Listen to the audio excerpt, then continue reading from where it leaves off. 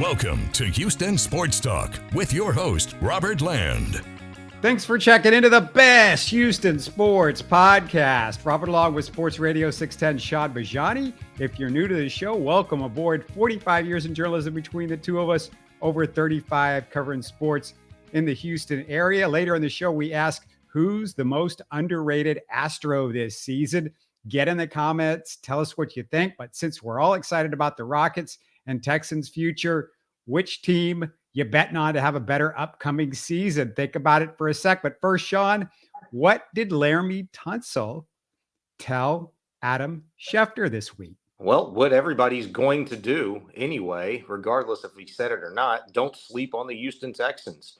That was just one of the two nuggets that Laremy Tunsil dropped on Adam Schefter's podcast. The other one being his thoughts on C.J. Stroud and what a natural leader that he's appeared to be since joining the Houston Texans after the Texans took a chance on him at number 2 overall. So it's no secret that Laremy Tunsil is all about the Houston Texans. He's been all in. It's the franchise that's made him the highest paid left tackle in NFL history, not once, but now 2 times. It's encouraging to hear those things. It's important for a guy, I think, like Laremy Tunsil to be vocal like that, since I don't think we would necessarily attribute him being that vocal leader, so to speak, on this Texans team. And look, I've had conversations, and you've probably done the same thing, about what leadership means, what it entails. You don't always have to be the vocal guy, but it is important. And it means even more when a guy like Laremy Tunsil, who's not used to, being vocal, saying much on social media or to the news or writing articles about him and stuff like that, for him to just come out and say how confident he is in this organization, the changes they've made, and to the guy that they believe is going to lead this franchise under center for the foreseeable future, and C.J. Stroud, when he's feeling good about it, you can't help but feel good as well. Yeah, Tunsil saying, don't sleep on us, is a nothing proclamation, though, next to Cam Whitmore, who says he could be in competition for Rookie of the Year. And as I talked about with Salman Ali in yesterday's pod, the chances he's even in the rotation aren't that good. But then Cam said, Shaun, he said, I have the biggest skill set in the draft right now. And I think I'm the most different type of athlete among everybody. Shaun, you aren't the most different type of athlete in a Wemby draft. Wemby is in this draft. What do you mean you're a different type of athlete more than anybody? He's not the most probably in a lot of years, but in a Wemby year, it's really crazy. It's really crazy, but hey, that's supreme confidence, right? I mean, what do you expect a guy to say that just came off of winning a Summer League MVP and flashed like he did? We should all be encouraged as Rocket fans. I'm glad to hear this stuff. I think it's important for a guy like Cam Whitmore to have had the success that he did in Summer League, to be rewarded for such. And, maybe we start paying a little bit more attention now to maybe some difficult decisions that Ime Udoka and this Rocket staff have to make between now and then. I mean, I don't know how many guys, play as well as he did just weeks after having their dream come true. Sure, he thought he was going to be a lottery pick, and maybe other years, if character concerns aren't an issue, if knee surgeries or injuries aren't an issue, he probably is, especially if it's not a Wemby, Scoot Henderson, or Brandon Miller draft, right? He probably is. But I'm glad to hear it. I mean, we all watched the games, and I know for a lot of people, they didn't sit locked in and watch the entire start to finish, but you know what the guy did. You know what he's capable of. You saw the raw talent. Yeah, look, after his first game or two, we were side-eyeing each other saying, man, this guy needs to work on his shot. Maybe he is a chucker, this, that, and the other thing. He didn't play perfect basketball, but he played really, really good, sound basketball, and it should have gotten you excited. Well, the funny thing is, Shaun, he might not even be the best athlete of his own locker room as a rookie class. I mean, Ahmed Thompson, this guy is one of the great athletes that we've ever seen come out in the draft. So it's just kind of funny that I'm the best, one of the most unique athletes. Ahmed Thompson can jump out of the gym. he's a great passer. I mean, he's an incredible athlete. So it's just kind of, I don't know. I just thought it was real funny that, in a Wemby draft, when there's a guy in his locker room that's like one of the great athletes that we've ever seen come out that, and I love the confidence, but you don't honestly want to step on your own teammate right off the bat. I mean, he needed to think of that for a second. I don't know. Hey, these guys are young. They're not thinking of everything. And I'm sure that's something that the PR staff will kind of coach him up on in the future. But I think it's just the supreme confidence that a guy has after he played as well as he did just weeks after living out his dream. And, now it really starts where he gets to live out his dream. So, yeah, you're right. I mean, who knows what this summer league would have looked like if Amen Thompson would have remained healthy and not had the ankle issue. What would we be talking about then? How excited would people be? How excited would Rocket fans be going into the season? You still have a little bit before these guys really get started. So, hey, it's all encouraging. And I think for a guy like Cam Whitmore with, look, he had some questions we talked about with character, with the knee, the immaturity, stuff like that coming in. He needed to have some success. Didn't really forecast it to be, what he did and how he played in Summer League, but he had some success, and I think that's going to be a big boost for him entering to the first regular season of his NBA career.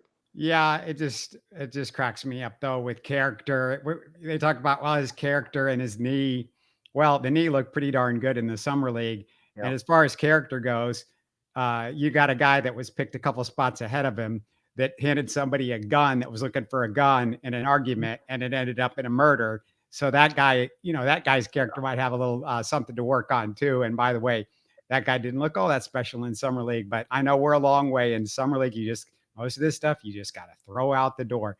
Shaun, we got to get to the fun stuff now. And I'm going to give you 9 quick reasons why the Texans and Rockets are in the same place. And then we're going to talk about what they're going to do this year. And I'm going to pull up this graphic for those of you on YouTube. Shaun, you could see this for the first time too.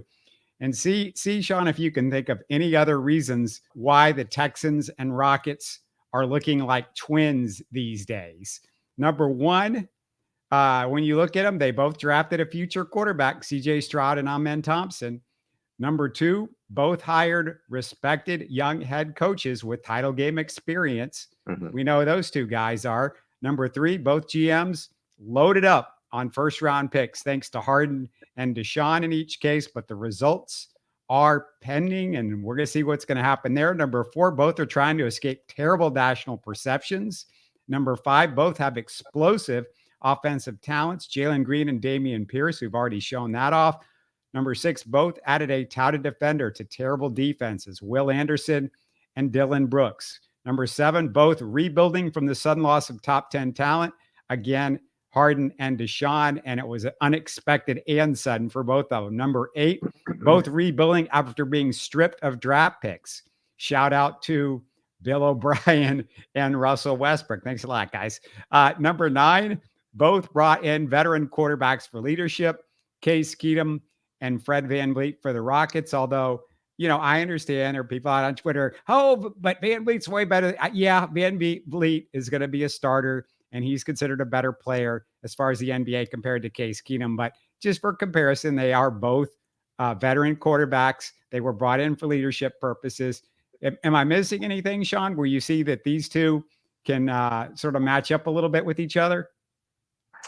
I mean, you hit the nail on the head. I mean, that's you could probably stretch and find a 10th one in there somewhere, but I'm trying to do that myself. I would say maybe, on that last one, the 9th one, you could make an argument of like, all right, maybe Jeff Green is like the Case Keenum, for the Houston Rockets, so to speak. He's been around a long time, been with some really good teams, won a championship, I believe, just for the simple fact that we don't really know how much we expect Case Keenum to contribute, if anything, actually at all, on a football field, or if that's going to be Davis Mills, if in fact the Texans choose or decide rather that CJ Stroud isn't ready to be their week 1 starter.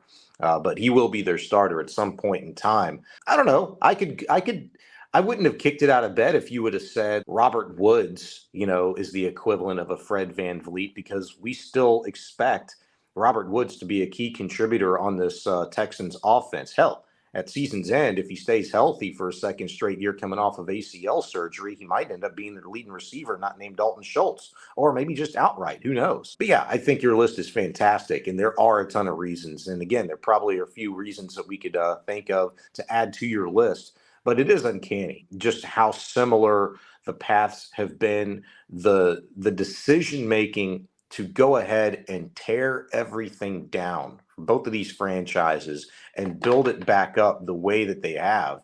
Both of them didn't need to take 3 years to do it, but they did. We're here now, and you just hope that year 4, as this rebuild ensues for both of these organizations, that we start seeing the fruits of their labor much, much sooner than later. And maybe I should have made it, I should have been one more and made it a full-on top 10 Letterman. I just couldn't figure out something. Robert Woods to me still feels like it's a lottery ticket. I mean, yes, he used to play at a Pro Bowl level. Van Vliet used to play at an all-star level, but I think Van Vliet, we're a little bit more confident of where he's at. Not to say he's going to be an all-star this year, but a little bit more confident where he is as a player. The million-dollar question, though, Shaun, is who's going to be better this upcoming season, the Rockets or the Texans?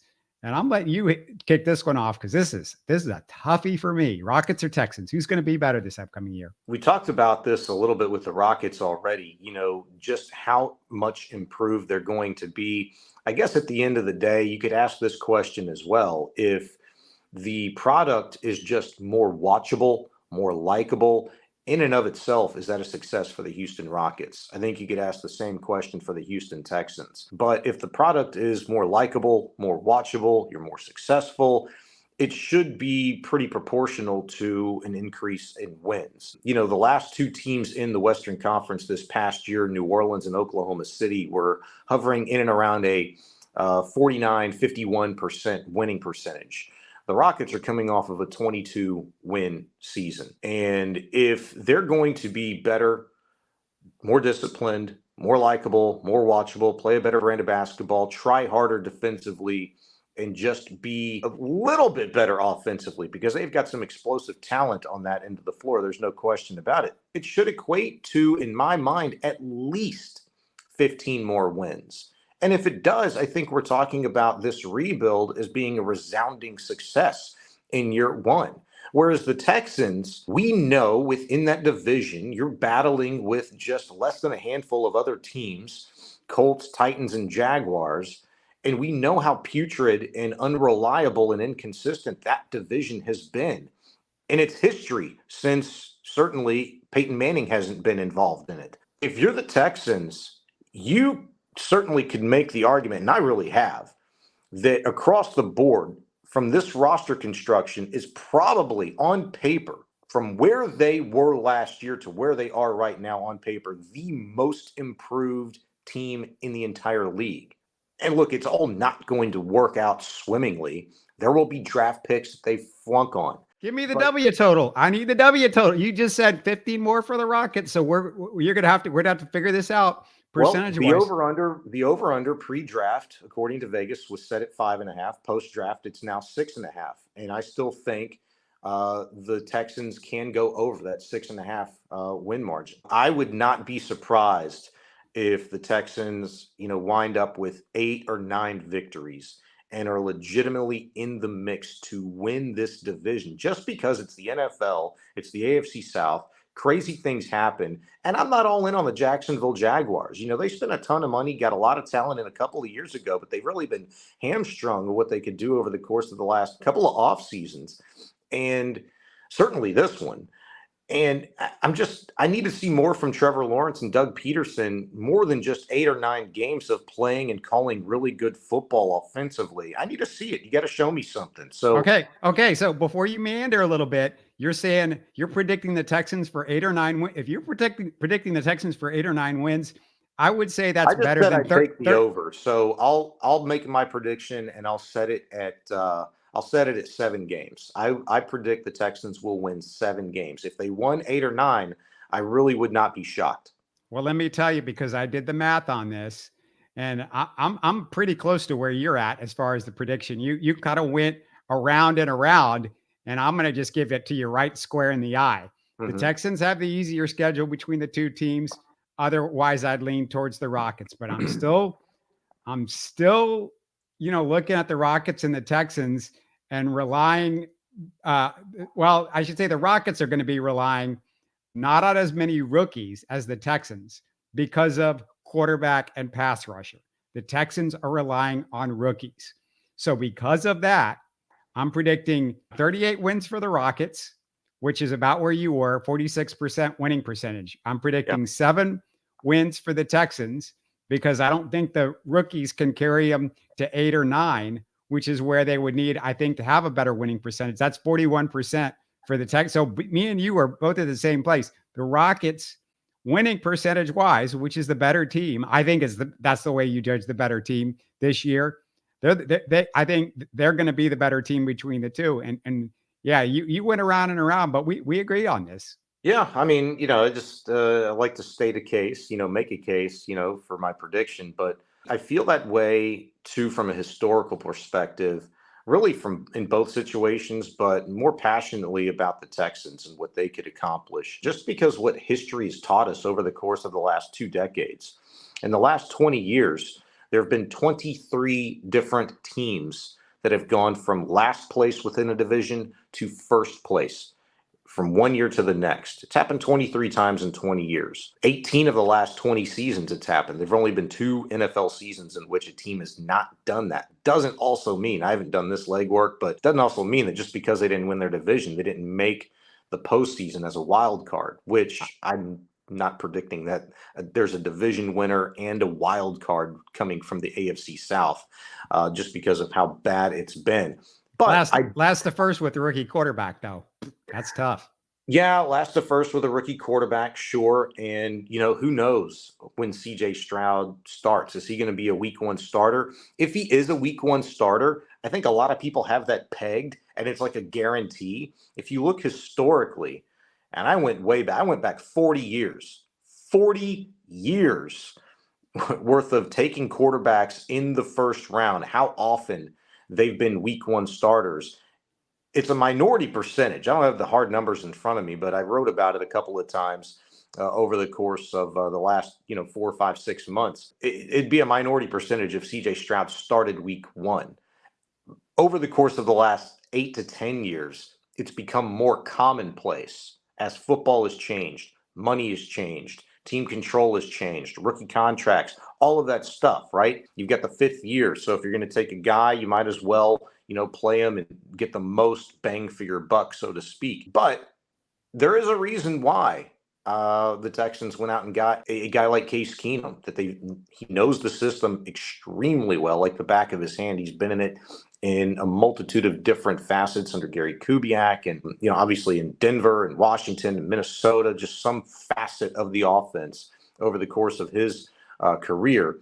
And then you have Davis Mills. I don't know if the guy's going to be a Houston Texan when training camp breaks or not, but if he is, you at least know what you have in that guy. Maybe he looks a little bit better in the system. So, we'll see. Yeah, I don't care about Davis Mills because there's no way. We've already talked about it. There's no way Davis Mills, this fan base would throw stuff on the field if Davis Mills was starting the season. And look, it's going to take 2 injuries for Davis Mills to get on the field by 2 quarterbacks. Keenum, yeah. So I don't care. I don't care that plays nothing as far as the win total. Now, if you're telling me, Shaun, you think the Texans have a better chance to maybe get 8 or 9 wins with Case Keenum at quarterback, that's news. Do you think they do? Well, that's what I was kind of getting at, in breaking down all those quarterbacks, because you don't know how they're going to get there, who's going to start and who's going to end up finishing, because it's football. Injuries happen, decisions are made. If Stroud gets out there week 1 and, by week 8 or 9, he just is getting killed or looks extremely overwhelmed, you have that stopgap guy, somebody to stop the bleeding in Case Keenum if they feel it's necessary to call upon him, to play a couple of games, maybe get you into a bye week and give Stroud some extra time to figure some things out or get healthy, whatever the case may be. I mean, I know I'm going a little bit too deep into the weeds because, there's a lot of things that are going to happen. But you made probably the best point of either one of us, when we're talking about the Texans in terms of the reliability. There's so many young players, unproven players, rookie players, first, second year guys that the Texans are going to be relying upon at key positions. Obviously, quarterback is number 1. Dameon Pierce is number 2. They got backup for him, though, But in every major position group, there's youth there, and the youth is going to be played and relied upon. So you don't know how that stuff goes. The Texans aren't going to have 4 or 5 rookie of the year candidates or most improved player candidates or perennial Pro Bowlers come from this group. But there is the opportunity there for a lot of these veterans that they did sign to kind of rebirth their careers, so to speak. Most of them are on 1-year, 2-year deals with a little chip on their shoulder, maybe hoping they can prove something to this team, to the rest of the NFL, that, hey, they still got some gas left in the tank and they're still worthy of a bigger and better contract for the 2024 season. So I think there's that. And I think that always plays a major role. Just to speak to the rookies, there's one rookie that's probably getting rotation minutes for the Rockets from my guess, and that's going to be Amen Thompson. Unless there's injuries, I don't see Cam Whitmore in the rotation like we've talked about. And I just see a lot of rookies, starting with CJ Stroud and Will Anderson, that are going to be out there all the time, making mistakes and all that sort of stuff. You know, the NFL is sometimes different. Rookies a lot of times can make a bigger impact in a good way, whereas the NBA, as we've seen with the Rockets, it's more in a bad way. Let's move to the Astros, because I got another fun question for you, Shaun. Yeah. Real simple. Who do you believe is the most underrated Astro this year? Most underrated. One guy I don't think was barely a blip on the radar screen that's been a big-time contributor, JP France. What he's meant to this Astros rotation, count the ways. I mean, it's invaluable. He's been a big reason why he is a part of that phenomenal statistic that it's probably up in the mid-30s by now. I know it was about 32 pre-All-Star break in terms of the starts, the appearances that the Astros have gotten from the rookie pitchers this year, which is a key reason why they were atop all of Major League Baseball in starter ERA and just staff ERA, period. So JP France is certainly one of them. You know, underrated, underappreciated, not talked about near enough. I know there's some stellar rookies, you know, sprinkled throughout all of Major League Baseball. But how about my guy Corey Jelks, man, coming from the University of Houston with literally zero expectation, probably doesn't crack the roster if Michael Brantley's shoulder isn't falling off every 24 hours. I mean, he's been terrific. He's had an incredible season. What a month of July and really tail end part of June. He's kind of been like Mr. Consistent, and then he's gotten better as the season's gone along. Let me ask you, because you talked about around baseball, but I guess I'm thinking more in terms of, because I don't care about what other people say about the Astros, because nobody talks about it, and when they do, it's negative. And we know, you know, how the national guys look at the Astros a lot of the time.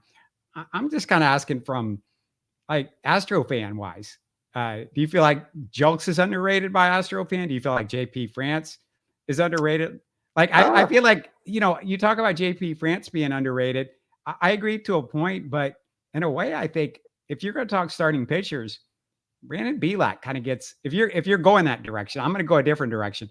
But if you're going that direction, Brandon Bielak, because he's not the flashy, you know, stud next guy coming up out of the minor league system. And JP France wasn't supposed to be fantastic, but at least everybody looks at him and he's got stuff. But what Brandon Bielak has done without stuff and just giving you solid outings, you know, I would say Bielak even over JP France if we're going starting pitchers. Yeah, and I wouldn't kick that out of bed. I guess I've kind of cooled in that regard and relative to, you know, the question, our conversation on most underrated, just for the simple fact that, you know, it's been like 3 out of the last 5 starts. Brandon Bielak, I mean, hell, he got sent down because he just wasn't getting the job done. Granted, you know, the Astros as a starting staff, it's been a tough go of it, you know, to get 5 innings out of these guys lately.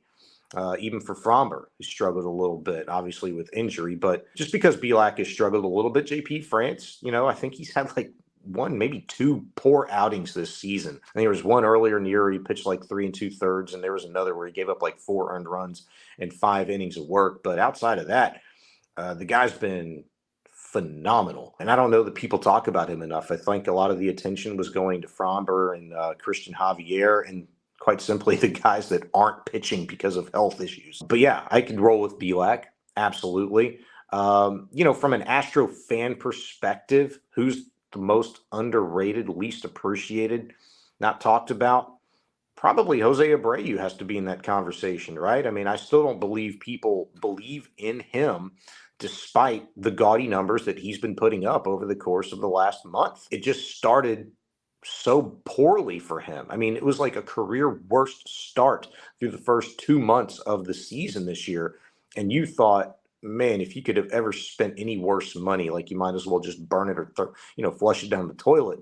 The guy's come on, and he's been Mr. Clutch. I mean, who's better? I think maybe there's two guys better in all of Major League Baseball with runners in scoring position and 2 outs. For a team that is just hoping to get in and have that opportunity, if you've got that clutch gene now at first base, what we've seen at shortstop before with Jeremy Pena, Alex Bregman, Jose Altuve, Kyle Tucker, all these guys have come up big. Jordan at one point or another for this ball club. And when you have those guys sprinkled throughout the lineup, you got to feel really good about the Astros' chances if they just give themselves a shot. Yeah, I didn't see Jose Abreu being the most underrated by an Astro fan. And just for the record, 3.31 JP France's ERA, 3.46, and I know ERA, whatever, but 3.46 is BLAX. So they're really close. It's a hair thin margin. France also has them in WHIP. So whatever, but those guys are probably closer than people realize. And, both guys have really come up with some big innings for the Astros. But my most underrated Astro is Hector Neris or however you want to call it. I'm not sure he ever gets his proper love by Astro Nation. 43 appearances, 1.55 ERA, 1.03 WHIP, 171 batting average against. The best Astro reliever by pretty much every analytic. And Shaun, I'm not sure he got proper accolades last year either. I can't disagree with you. That's a really good poll. The problem with Neris and why he's not getting a lot of the love is because, everybody else around him in the bullpen, has had to play, key roles coming out of that pen because starting pitching has failed to just go deep in the ball games routinely. And they failed a lot of the time. Montero, we've talked about him ad nauseum with the poor contract. And look, I think Presley, he had my vote for World Series MVP last year. He was just so huge. Coming up clutch and getting outs in those ball games, and what he ended up finishing the World Series with 3 saves, I think 4 or 5 total in the postseason. His numbers are better than you think, Brian Presley. Though he still has a 200. He has like 2 blown saves. Yeah, but he has 200 batting average against, 0.92 WHIP, 2.98 ERA, 21 saves. He's blown 4 saves. Yes, 21 saves altogether. Okay. So it's 47 strikeouts, 8 walks. It just feels like it because some of these other guys in the bullpen aren't pulling their weight, that Presley is not doing all that great this year. I don't know. I think, now you say 2 of those blown saves have probably come within the last couple of 3 weeks. So it's been more current. But, I mean, I think the guy's terrific. But I agree with you on Neris. He's been phenomenal. He's probably the most fun to watch, most excitable guy coming out of the Astros pen. Though I remember once upon a time ago, probably this time last year, we were having a hell of a lot of fun watching Stanek do his thing on the mound. And that's a guy that I just hope he gets whatever he's missing back, because he's a lot of fun to watch. His stuff is too good for him to be struggling the way that he has been. But Neris is a really good pick. I think you could probably make an argument when you're the Astros and you're going through the type of struggles, that they've been through this year with injuries and underperformance. You probably find 4 or 5 guys to put in that conversation. Yeah, and that leads me into a next question that I feel like this is where we are right now. And Shaun, you've been steadfast and staying positive in everything, but Hunter Brown and Christian Javier still aren't right. Lots of concerns. I don't know if those 2 guys can turn it around. At least Hunter, we're not seeing the decreased velocity and maybe some arm issues that potentially that Christian, because Javier, like the fastball isn't the same. Astros can say whatever they want to. They set him down for a little bit. I didn't think it was enough. Are there more than one starter? I'm going to ask you this. Are there more than one starter and 3 relievers at this very second that you have faith in for a postseason run? Because I've got Fromber, Presley, Neris, Abreu, and maybe you could talk me into Phil Maton, but we don't know if Maton can keep this up into the postseason. He's not the arm that those other guys are, but I've got just 4 guys, four pitchers at this point. And 3 of those pitchers have pitched a ton for relievers.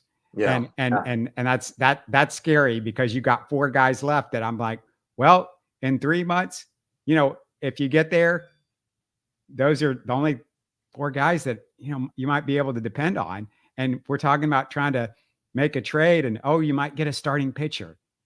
You might get a bat. Again, I just keep talking about this to people that just don't get it. You need more than one pitcher. Try to keep this as short as possible, man. When the Astros lose, the sky's falling. When the Astros win, here they come. Literally it's 24 hours and it's up and down roller coaster. It's ridiculous. And I feel the same way about some of these individuals that you mentioned in regard to more Christian Javier than Hunter Brown, because Hunter Brown experiencing what he's going through in really the last 6-7 starts where he's really failed to be consistent and be that guy that we've already been kind of used to seeing in this role because of his performance earlier in the season and obviously last year, that cup of coffee he had in the regular season, is that these guys can figure it out. Christian Javier isn't the likelihood of him all of a sudden being Mr. Potato Head and he's fallen off the wall and he's broken and you can't put the guy back together. I just don't believe it. I mean, how do you get more velocity into a fastball that hasn't been there the whole year, though? I guess that's I just don't understand. That's a good question. But he was getting swings and misses earlier in the season opposed to the last month and a half. Okay. Even with the velocity being down. So how is he able to do that? Is it just tired legs? Is it something mechanical? Is it release point? Is it the way he's gripping the ball? There's a multitude of things that, he's going through and the Astros are trying to figure out. They clearly don't know, or if they do and have identified it, trying to get him back to what he was doing before, or maybe making a subtle change in which he's just simply not used to yet. These are all variables. These are all factors. I feel confident in the sense that the Astros, while they're not dominating the division, they're not dominating baseball, they still very well could finish as one of the 4 best ball clubs in all of Major League Baseball at the end of this season because of the moves that have not been made yet. We've seen how that can propel a ball club time and time again, but specifically with this Astros ball club. I think the pitcher that could be the difference maker, the linchpin, if you will, isn't wearing an Astros uniform right now. I don't know who it's going to be. If it's Dylan Cease, if it's Jordan Montgomery, if it's Giolito, I don't know who it is. But I think that guy's out there. Is Dana Brown, Jim Crane going to be able to pull the trigger and get that guy? They're going to have to get one starter and at least one reliever for me to feel confident about this team going forward. Why it's only 1-1 is because I do have confidence that when Urquidy is ready to come back, he can be that guy to go out and eat some innings for you, maybe allow you to rest a JP France, a Brandon Bielak, most importantly, Hunter Brown, who's getting up towards 100 big league innings this season already at this point in time. And look, the relievers, they need help, obviously. Is there a guy out there that can come in and can we continue to get what we've seen out of Phil Maton, the best of Brian Abreu, Ryan Presley, Hector Neris? If you can, and I think in large part, you could, that's a pretty damn stout relief core. And that's a pretty damn stout 1, 2, 3 if Javier is going to figure stuff out and you keep Fromber healthy and you get Urquidy back and you throw a guy in who's a legitimate top 1, 2, or 3 that you haven't got yet off the trade market. Things are looking pretty good. It's looked a heck of a lot worse over the course of time as Houston Astros fans. Yeah. I just, 3 or 4 relievers, and especially if one of those guys is Phil Maton, look, Rafael Montero, he ain't coming back this year. The Rafael Montero we got last year, he's not coming back. There's a 99.9% chance. If you want to bet on Rafael Montero, if you want to take your mortgage to the bank on him, he's not coming back. Seth Martinez is not good enough. They're going to have to go out. I don't care what anybody says. They at least need to get 1 bullpen arm, maybe 2 bullpen arms. And it's a little bit easier to do than just getting this 8th starter. It's easier to do on the trade market. Who cares? Lefty, bat, all this other crap. Offensively, they don't need that. If Jordan's in the lineup with the guys that they've got now and Altuve can come back, if those 2 guys, it doesn't even matter.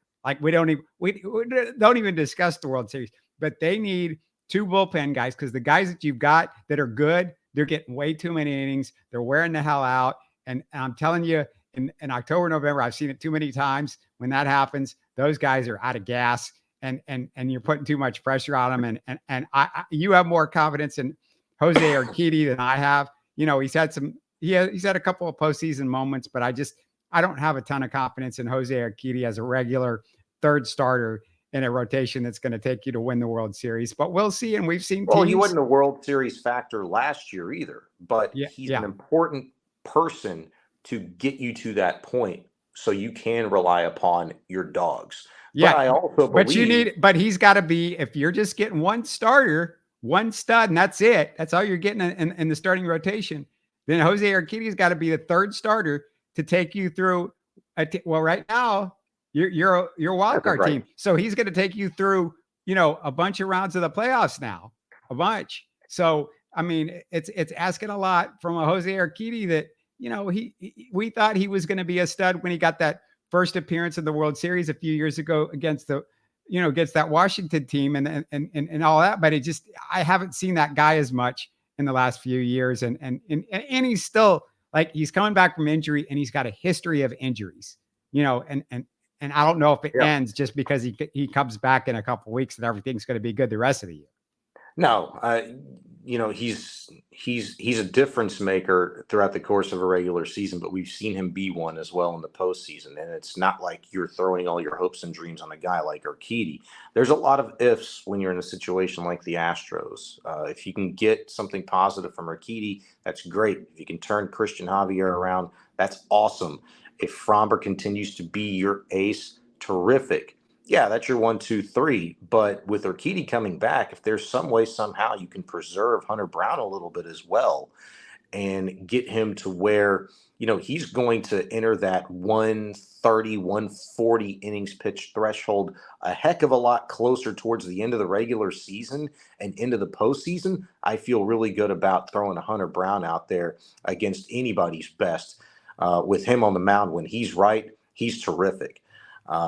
And look, I'll put the period at the end of my sentence, and I guess I can't say it enough to say that one stud starting pitcher is going to fill up every hole in this pitching and it's going to carry you to a World Series in what's now a multiple. This isn't 1986 where you got to go through 2 rounds. Okay. This is 2023. Yeah. You're most likely right now a wild card team. I know you could still catch the Rangers, but you got to prove it. I mean, they keep treading water, and time's running out. We're almost 2 months left to go in the season. That's it. 8-9 weeks. Watch out for the team that treads water the whole season without Yordan Alvarez, without Jose Altuve, without, you know, any multitude of pitchers. Watch out for that team when they do go out and get one stud starting pitcher, when they do go out and get one boss to come out of the bullpen and give you a 7th or 8th inning in a crucial ball game. Watch out for that team. That's all I'm saying. And I still believe we're inside of a week and a half of another 3-game set with the Texas Rangers. They're off tonight. You got an opportunity to make up a little bit of ground, especially with the A's. And who else? The Rays coming up, I believe you have with them. That's going to be a difficult series before you get to the Texas Rangers. But you've got an opportunity to really make that 3-game set in which you only have one more 3-game series with the Rangers before the season ends to really mean something and to be a defining series, if you will. You're just looking to give yourself a chance within that series alone. And right now, look, the Astros, I think you have to applaud them for everything that they've been through injury-wise and underperformance-wise to even be in this position. It's going to be fun. I mean, I'm looking forward to it. I just say, hey, I don't care how they get in, just so long as they get in. All right, before we go, I have to send, for the show, I want to send out best wishes to Astros pitching prospect Jonathan Sprinkle.